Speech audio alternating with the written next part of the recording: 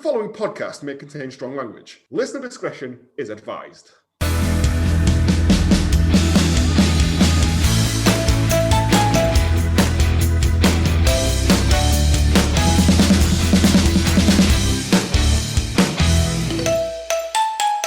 Good morning, good afternoon, good evening, and welcome to Hallmark of Greatness Reality Check and our new format, Pod-Castaway, where we will take you through the entirety of the BBC first kind of docu-soap survival nightmare, Lord of the Flies type situation, Podcast 2000, Castaway 2000, or, as I've written here, the show where we are violently drunk in an airport, because that's what... yeah. I'm Joe, and with me, as always, with his newly repaired robo-groin, it's James. The robo-groin? How was that in the last episode? The man, That's a Charles Dance situation, the air steward man who got whacked in the nabs with a tennis yeah. ball. Oh, he did, yeah. And he got a robo-groin. Yeah. That was the solution. I thought you'd have remembered that, James, happening to you. And he's back from marrying and then divorcing his cousin. It's Planty. But she's so attractive.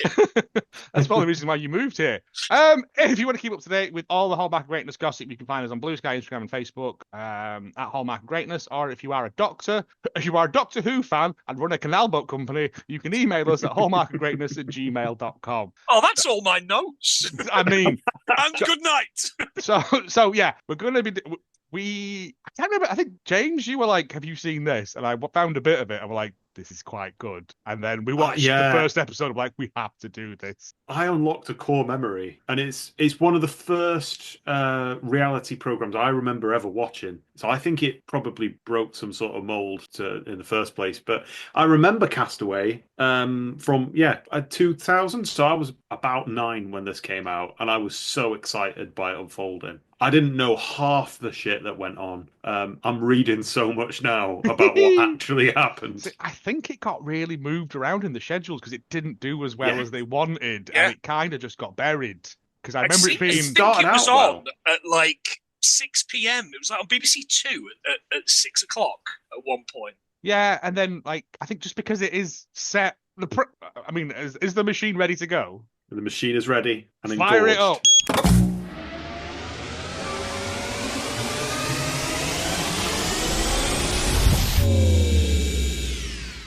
That is. Oh, look at all the spume and spray of the ocean. It's washed up. The steel contingency interpreter of greatness has forgot his passport and has phoned me up saying that it needs more bin juice, which can only mean one thing, that we're randomly sponsored today by Glaciation. Got what it takes, my wife. And it said Castaway 2000 in brackets 2000. It could be like Death Race 2000, 1976, you know. Well, yeah.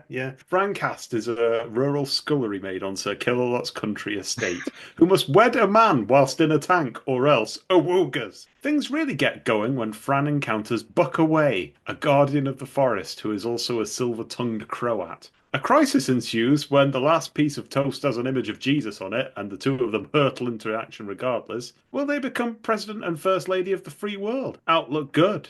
Not for the free world. Well, could be the worst, though, could it?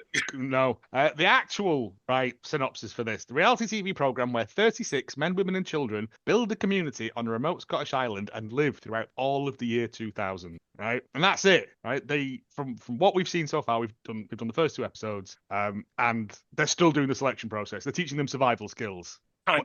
Everyone's kind of super 90s, even. They are like it's almost like they've gone quick. Let's get the most 90s human beings we can for the last couple of months of 1999. It's worse than an airline in its 90s-ness for some reason. I don't know. Maybe this is the so many casts as well. Yeah, I've got like a running glossary. Yeah. I tried and I gave up, and I've just given them names I thought they should have. Of course you did. But the titles were the most 90s thing, though, as Yeah, with the shit, the Proto One Show theme tune that was on it, and It starts out almost like we- original Red Dwarf, doesn't it? Yeah, we want 30 people to make a community, and then the words vanish except community gets bigger, and then could you do it? You. And I'm like, this is the worst PowerPoint I've ever seen. And I used to make PowerPoints for a living. Jobs.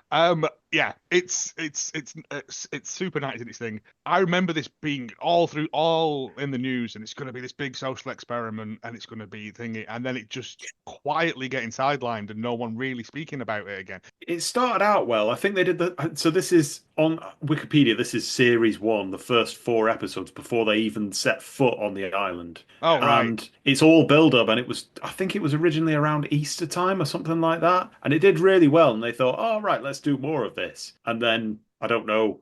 I don't know what happens next. No, but I need to know. I need to know what happens because spoilers, I know boys and girls. something. Yeah. Me and James have kind of read ahead, but Plant is going into this dry. So Yeah, completely. I need to. And what I'm trying to do is watch them as close to recording as possible, which could have been a disaster tonight because I'd still got half an hour to go with only 20 minutes of the of time. But yeah, times 2 speed. All the experts sound like Rabsy Nesbitt. It's tremendous.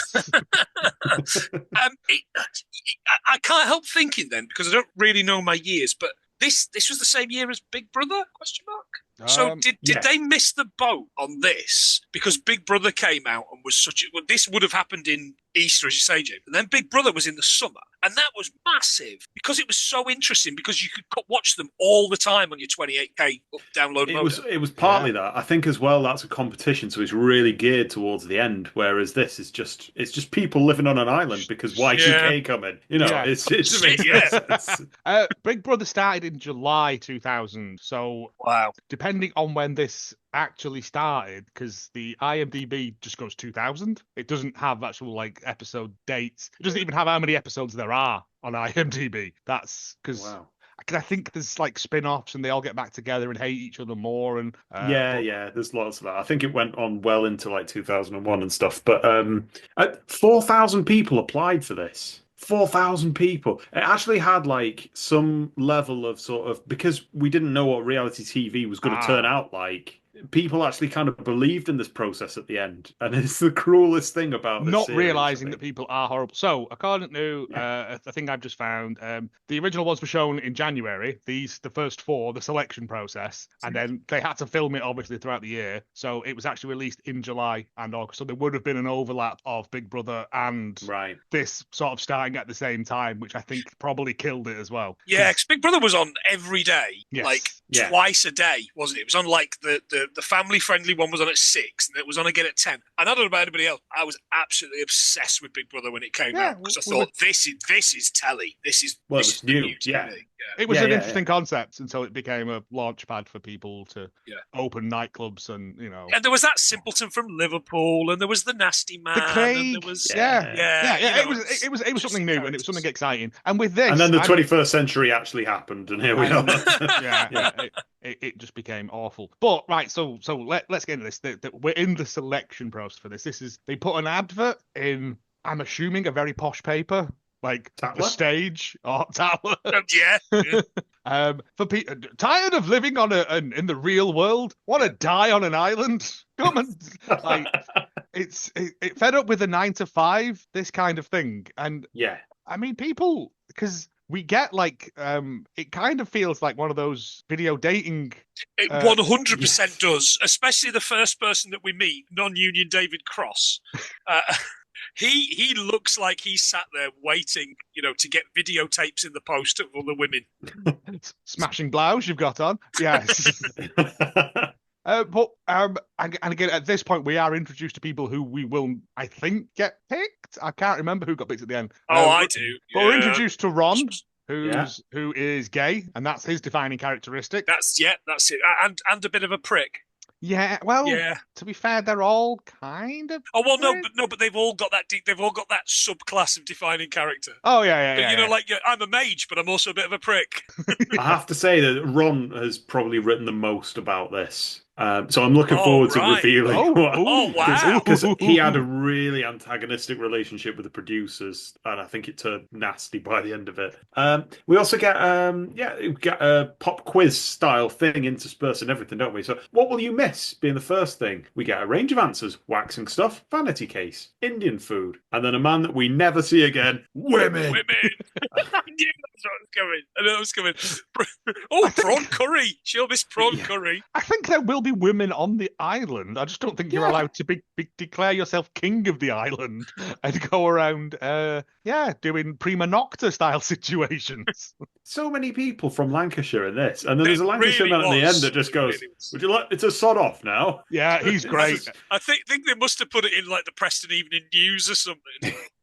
As well as Tatler. We'll go from Tatler to the free one you get through your letterbox. It's just advertising for double glazing. Yeah. So there was somebody speaks about themselves in third person, and I was like, that's a massive red flag. And then you don't see them again for 2 episodes. So I think there might be a chance we see them in the next 2 episodes, but perhaps not. Right. So I think the first 2 are the first heat. So they divide up the selection pack into 2. I think then to try and force friction between Tribe A and Tribe B. Oh, I see. But Tribe A all hate one another anyway. I mean, understandable. Tribe A.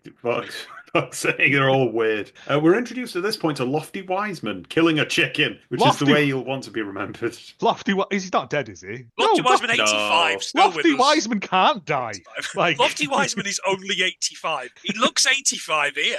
But he is Has anybody a hero. done any digging? No. This is your area of expertise. I just saw him drinking out of a lake and thought, that's the guy I want to be when I'm his age. For me. I'd like to choose my own name as well. Lofty Wiseman. That's like one of the random things on an NPC, isn't it?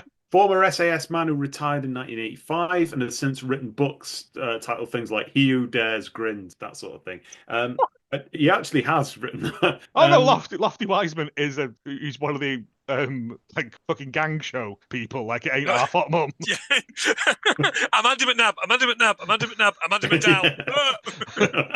On his website, he sells his own brand of knives and survival courses. Fuck yeah! Oh, come on, lads. My favourite fact about him is one that I also don't understand. When he provided survival training to the cast of the 1990 film Memphis Belle, ? What? I remember that film. His ability to make food out of unlikely materials inspired cast member Harry Connick Jr. to write the song Lofty's Roach Souffle, which apparently is also an album. It's 1990. It's like a Ben Folds album, maybe, but... He also has a blog which featured a single post in 2019 about water. He loves water. Yeah, well, 3 weeks without food, 3 days without water. That's his catchphrase. He's still with us, but half the links on his website are dead. Oh, no. Can I still buy a knife off him? No. Oh. It's going dark, man. Oh, no, because that'd be a good prize for like next year's quiz or whatever. We just hand it round year on year and we engrave like the. Why does it arrive with blood on it? Well, because it's Ben Fogle's.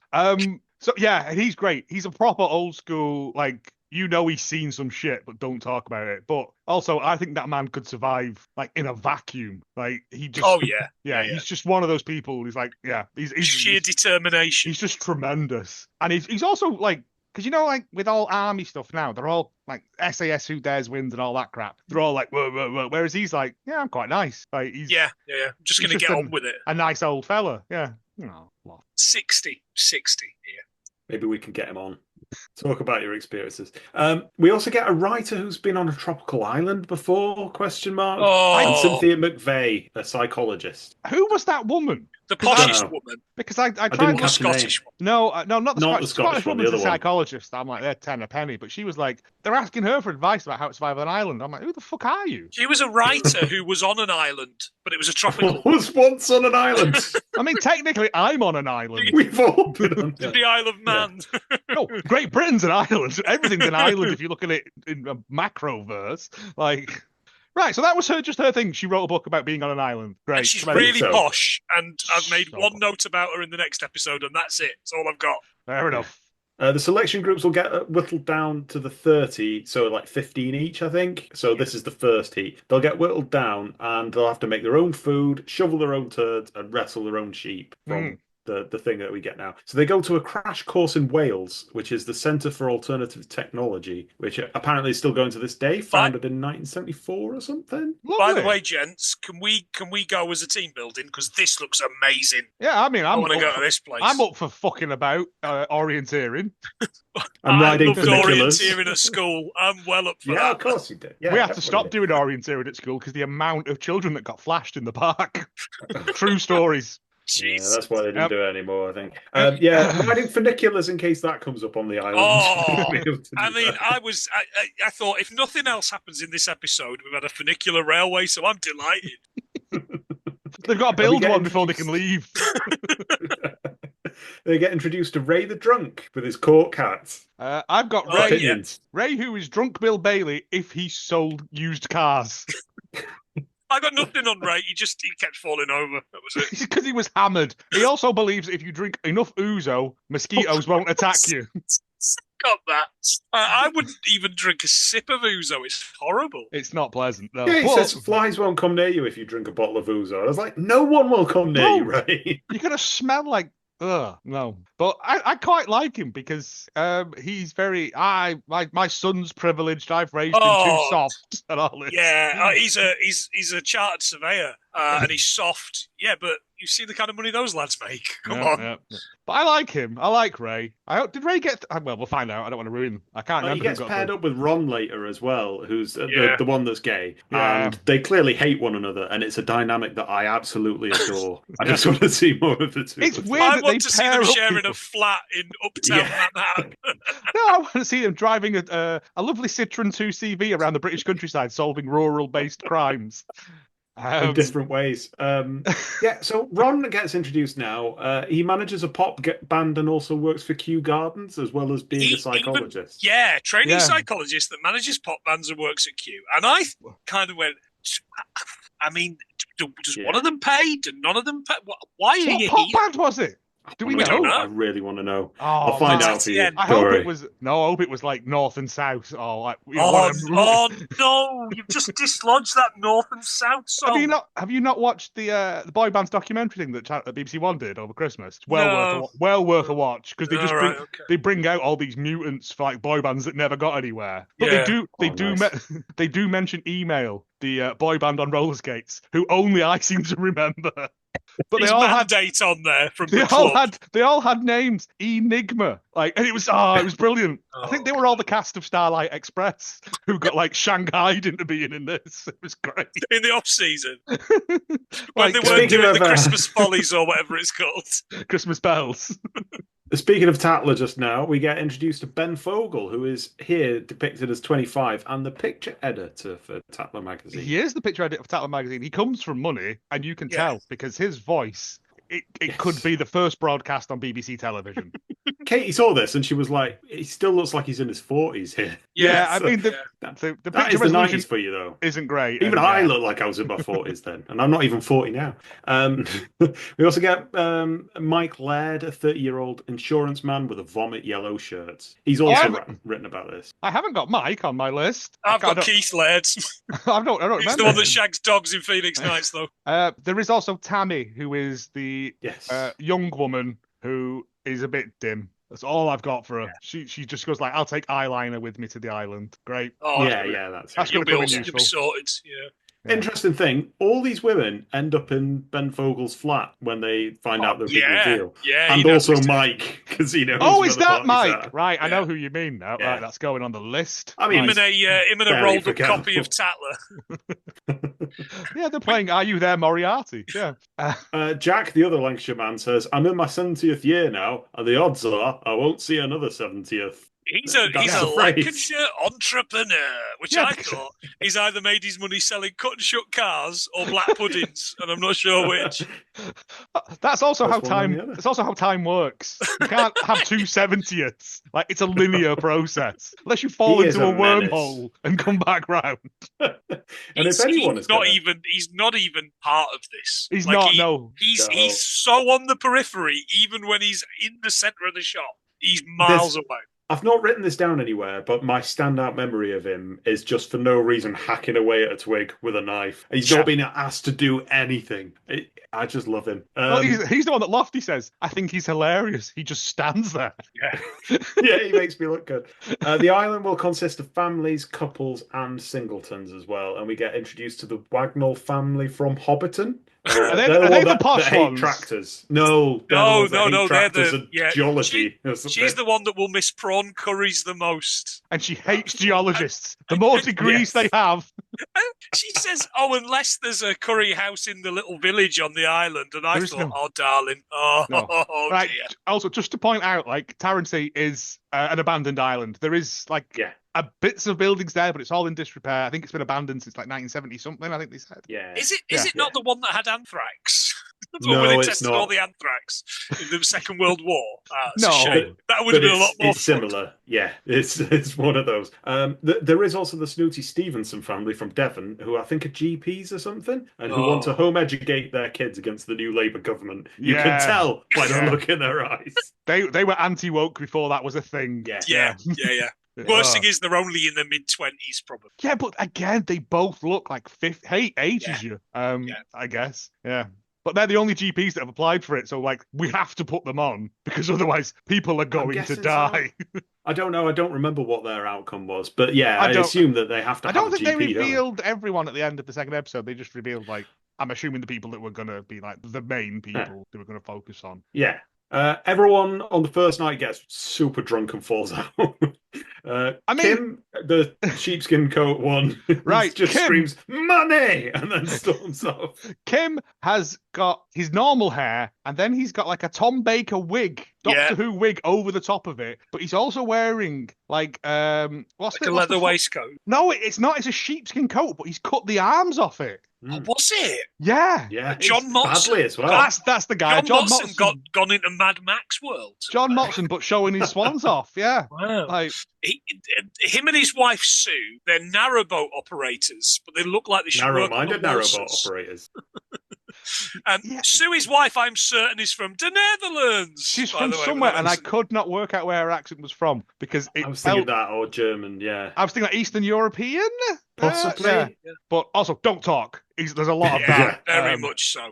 He has enough of them all drinking because he stopped drinking. Because when I was young, I was a Jack the Lad, and I'd drink and I'd do some drugs, and now I don't want to, so I'm going to drag my mattress into this. I'm going to say bat sanctuary to have a kip. And they make a bed out of two bits of old scaffolding. And the mattresses don't fit. And he is forcing this mattress to fit. And it doesn't. And then you see the next shot, they've kind of half made a bed. And the bit on this side's whoop, right up at an angle. Because it just doesn't fit. You're just going to keep rolling into each other. No one's going to sleep. But I just thought night one and a schism has formed already. I wrote, I'll give him 2 days. Oh no, because as we find out, he's got something to prove. Oh yeah. So meanwhile, throughout all of this, we've also got the crew investigating the island. So not any of the contestants or whatever you want to call them. These are the experts. Which I think is Lofty Wiseman again. He's everywhere in this. Lofty's one. The woman that was on an island. We're going to call her Posh Woman. Yeah. And then the main woman, the psychologist. And the psychologist. But then there's also and then you've got two randoms there who are doing all the legwork. And there's one called Llewellyn or something very, very Welsh. And they go up to a culvert with a sheep turd in it, which they measure with a tape measure. It does.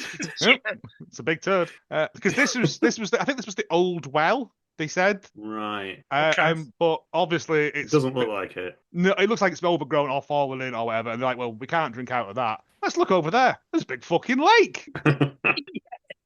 We can just run some water from there. That'll be fine. I was like, no, buckets. Yeah. Oh, and also they're all staying in dorms together. Yeah, pretty much. But all the old people have claimed seniority and have got single rooms. No. Yeah. You don't need to sleep as much. You're old. You'll be awake at 6 a.m. So no way. Bragging about it that's a fucking thing. You can go and sleep in Kim's bat house. So this sort of leads into task 1, which is some sort of water siphoning based task. That I couldn't fully figure this understand. out, other than I thought it was just an opportunity for them to keep saying "stop cock" That's all my notes over and over again. The women would go, "Oh, stop cock, stop cock." I think they were supposed to carry the water with buckets from there to the tanks to fill up. Yeah. But they just ran a hose pipe to it, and apparently that wasn't allowed. But the guy was like, "You left a hose pipe here. I'm going to fucking use a hose pipe." I'm like, "I'm with you on that." Yeah. Because every available opportunity, they just don't do what they're told. That's right. There's just cheating and skiving and desperation to get it done their own way. It's not a contest in the like, they're not going to win any money out of this. This is for you to survive for a year. Yeah, I was thinking, was there a prize? And I looked it up and no, it was just you get out of it with your life. Yeah. Pop quiz, sex time. People laugh about it. All the men say that they've gone longer than a year about it, which you can totally believe. One guy goes, "Well, I've not had a shag for 5 weeks." And I'm like, "Yep, and look at your fucking hair." Yeah. One woman has a psychodrama about sleeping with a married man, and then the nation turns on her, and then she has to run for her life. And then she's out on the streets, and what am I become? Can't get me, horrible thoughts. Yeah. But it's like there's married couples there, obviously, but also you're going to be grafting. You're going to be too knackered to. Yeah. Well, I don't know. Talking about me. Let's find out. Also, maybe the population doubled in the space. I guarantee you it did not. Also, with the water thing, the TV crew, the production crew, deliberately sabotaged the water vessels or something for no reason other than to just fuck with them to make TV. Yeah, they prevented the stopcock. But it's the lowest. What a prank, isn't it? I guess it was boring, and they just went, right, you got to make this more interesting. How are we going to do it? It's people putting water in a tub. How exciting can it be? So from Ron's notes of this, he mentions how incredibly excited everybody was. And it's only later that they realise that all the TV crew are getting incredibly stressed. So this is still in the happy times, but there's a real dynamic that starts to form in the subsequent episodes. Day 2 of them being there. Yeah. I'm assuming because it's trying to herd cats, because you've got, I'm assuming what. Speaking of which, livestock handling task. Oh Christ! Let's chase some sheep round a field pointlessly. Yeah. I can't even look at how the dog does it, and you do it that way. It's simple. Instead of bar ram you, the little pig can do it. They're just trying to grab a sheep, and one of them falls on his face on a stone floor. Yeah. I think that was Ray. That was Ray. Yeah, he goes for it, but he wouldn't have felt it because he was leathered then. Yeah, he was just trying to breathe on the sheep to sedate it. And they're learning how to milk cows. And Ron says, "Oh, it looks like a gorilla's finger." I wasn't going to say that. I was going to say something else, but this is on at 6 o'clock, BBC 2. But also, they're just squirting this milk off into the distance. Yeah. You need to trap that. Catch it, that's the word. Trapped milk. It's my favourite kind of milk. They've got a pen sheep in, so they walk across the field carrying fence panels and then build the pen at the bottom of the field, thinking we can chase the sheep down the field, which is a solid plan. In theory, but as soon as they release the sheep into the field, they all run up to the top of the hill. Yeah. So my person would have re-strategized and gone, now we move the thing up the top because that's where they like being. To be. Yeah. Nope, they fuck about for half a day. It does look long. And I could understand why the crew were like, we only got enough batteries for an hour. Ray, in an aside, says, well, if I'm hungry, I'd slaughter you. And I was like, I kind of think he means it. Yeah. Ray's killed someone in Bangkok for sport. He is purple, and that's just his resting position there now. Task 2 is to herd the sheep. It goes awfully, and there's a pop quiz about, do you know what midges are? And nobody seems to know what the fuck midges are. Someone refers to them as the black flies of the death. Black flies. the Scottish black fly or something like that. The midges. They are bastards. When I lived in Scotland, they absolutely had my life. Yeah, I know, but come on. They make out like it's this big thing, and then that's where we get the usual fact, which I'll have to try for science. And it's at this point you're like, can we just make it all about him? I don't want to see anybody else. But Tell everyone we've got else task 3. They're in it, but never filmed them. Shoveling shite time now, where Ben Fogle emerges as a leader. Yeah, right. And again, it's poo, right? Everyone poops. It's disgusting, but you've got no running water. The only running water you'll have is going to be limited. You can't afford to keep sluicing that to. I mean, you could now. You could sluice it right into the ocean, and nothing would happen. But you just got. You get paid dividends. Yeah.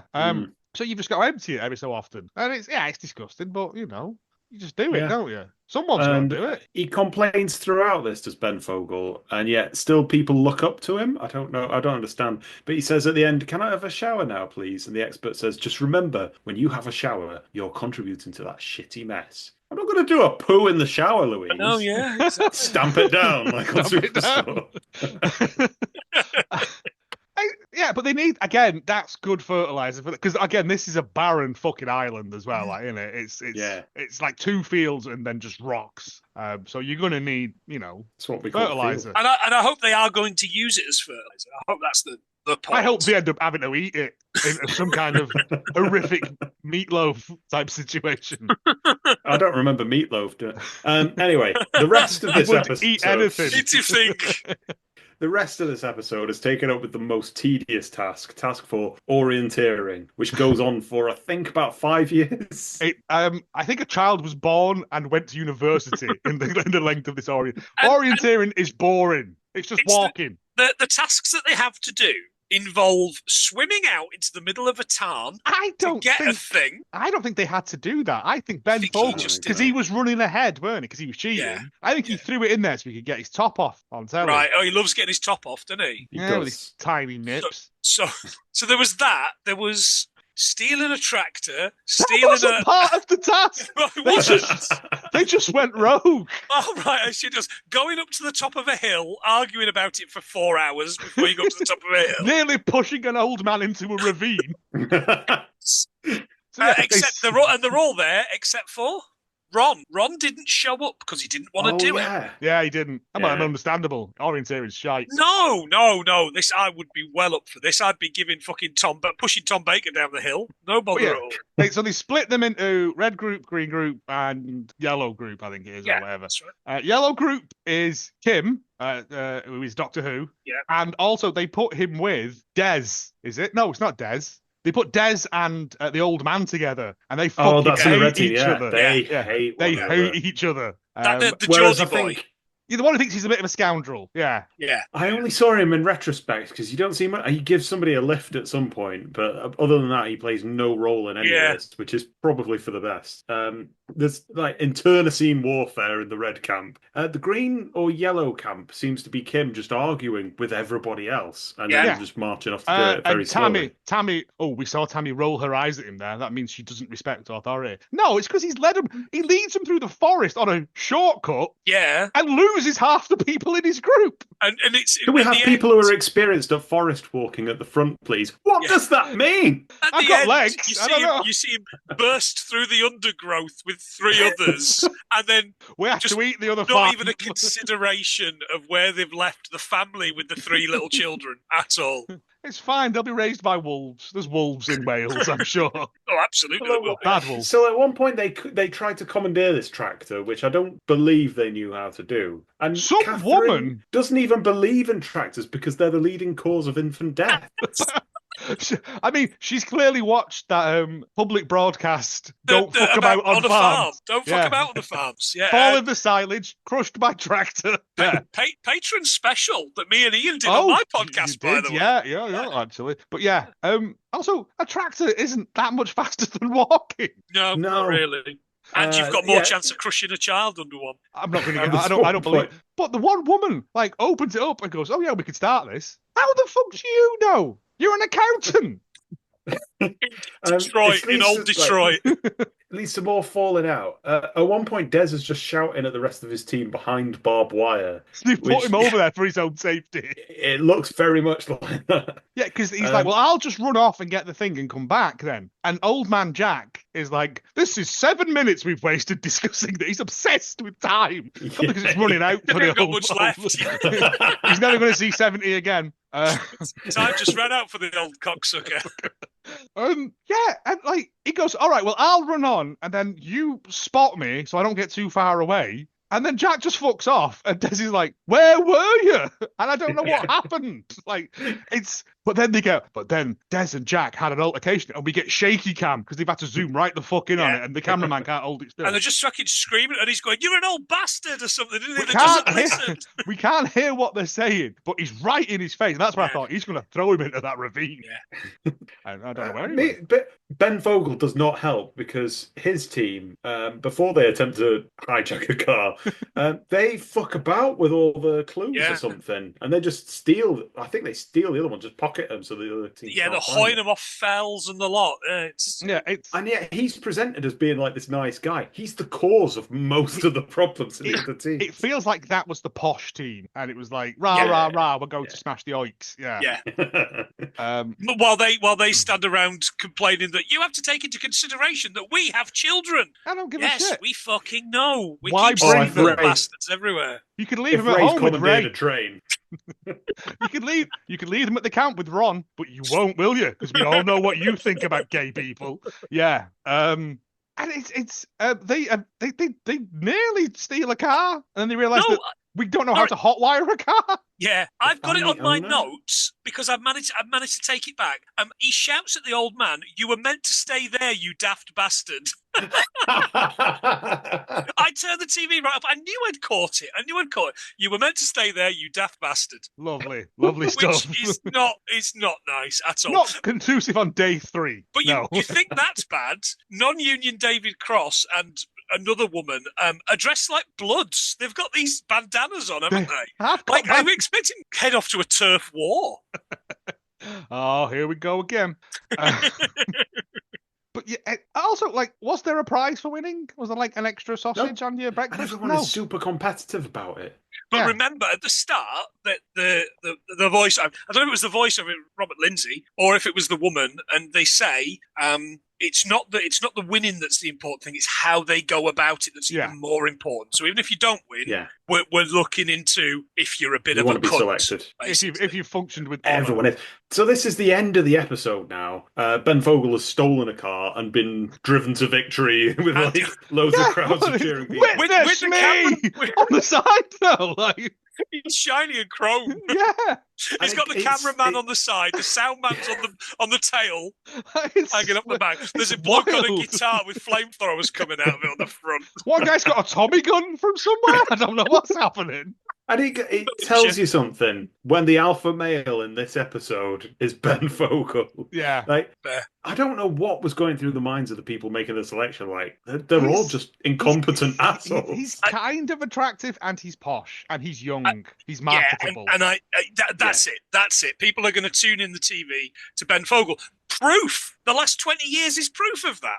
Is it? Yeah. Because I still get him and Ben Shepherd mixed up constantly. So much so, I staked my reputation on him being the host of Tipping Point, and he is not. Is Ben Shepherd the one that does the driving around the country with his mum and dad and Country File? No, I don't know. No, is that another one? Mixed up because Country File is Ben Fogle. So Ben Fogle's Country File. No. There's a Geordie one with dark hair, tall. No, that's Matt Davis. Right. Okay. Geordie Shaw. He's the guy that was on Blue Peter sure? back in the day. Yeah. That's episode 1. Fucking hell. Right, we're going to stop there. That's episode 1, and then we're going to do episode 2 next week because more stuff happens. Murder is afoot in the camp. Your favourite lines from the episode? You were meant to stay there, you daft bastard. Yeah, it ain't going to get better than that, is it? Say goodbye, boys. I missed it sitting in the corner playing with his compass. Oh, God, he was... Give me your compass. No. It looks like a gorilla's finger. Oh, didn't you have to shovel shit in board in school? Somebody says that I missed that as well. Say goodbye, boys and girls. Bye. Au revoir.